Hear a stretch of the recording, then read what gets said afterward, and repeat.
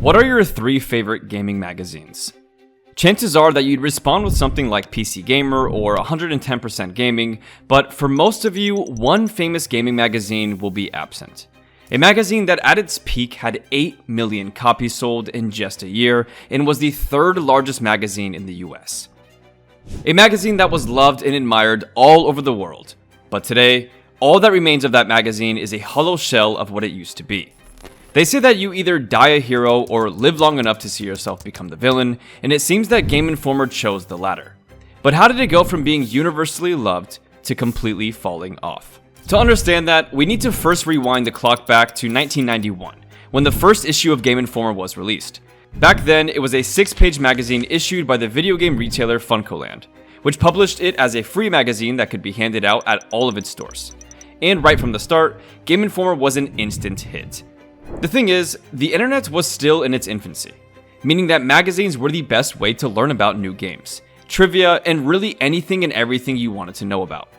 And video game magazines were still just coming up, so when Gameinformer came to the scene with quality content about a variety of video games, people loved the idea and wanted to buy more.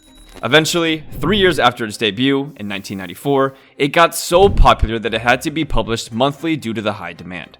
Gameinformer's success only grew from there as video game consoles became more popular around the 90s and 2000s, with games like GTA, Resident Evil, and many more causing video games to become a global sensation. All of this subtly meant that Gameinformer, which already had its own dedicated fanbase, was perfectly positioned to capitalize on the craze in a way that most other gaming magazines just couldn't. But things became even better when in 2000, FuncoLand, the company which owned Gameinformer, was bought by GameStop. With this change came more resources, and with those resources came Kathy Preston. In 2001, she took over the responsibilities of Gameinformer as publisher and was one of the biggest reasons why Gameinformer became as big as it did. Under her publication, Gameinformer became a part of GameStop's customer loyalty program, which meant that in addition to all of the other awesome bonuses, you'd also receive their magazine once a month.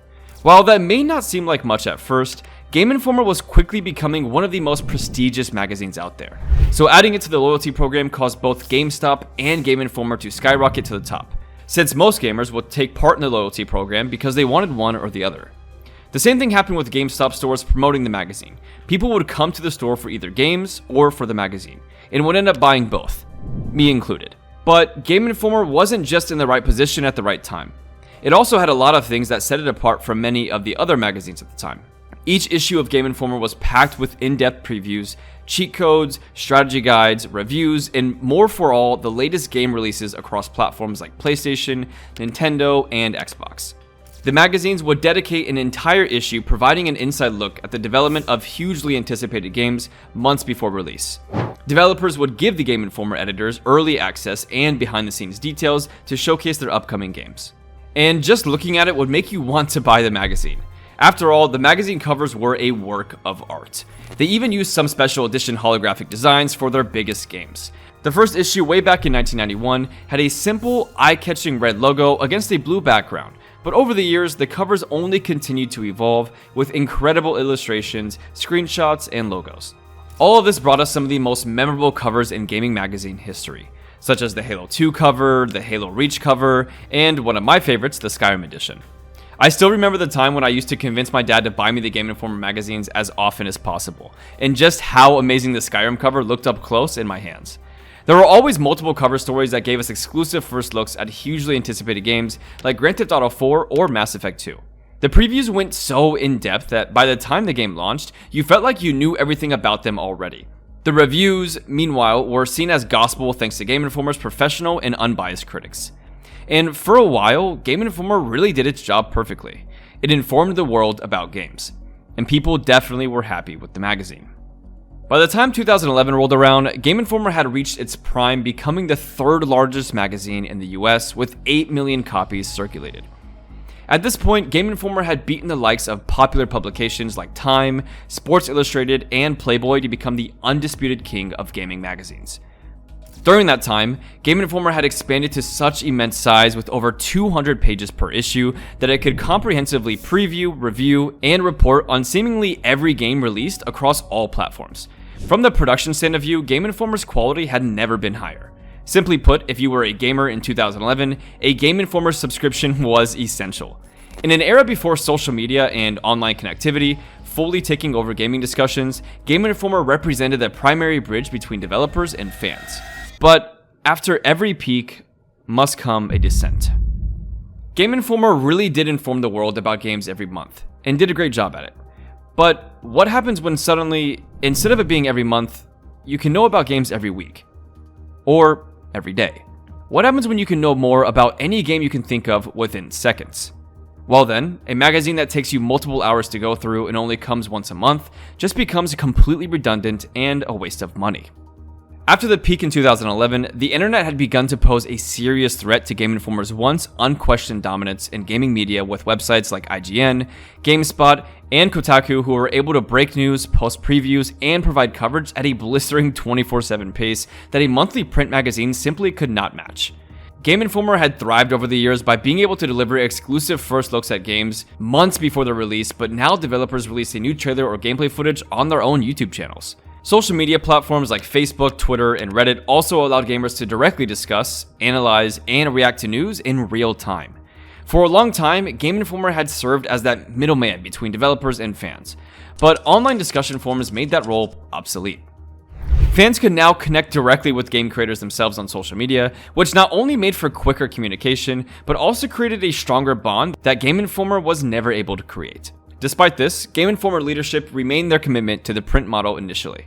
The counterpoint was that Gameinformer still offered high-quality long-form writing, professional critique, and curated content that random website posts could not match.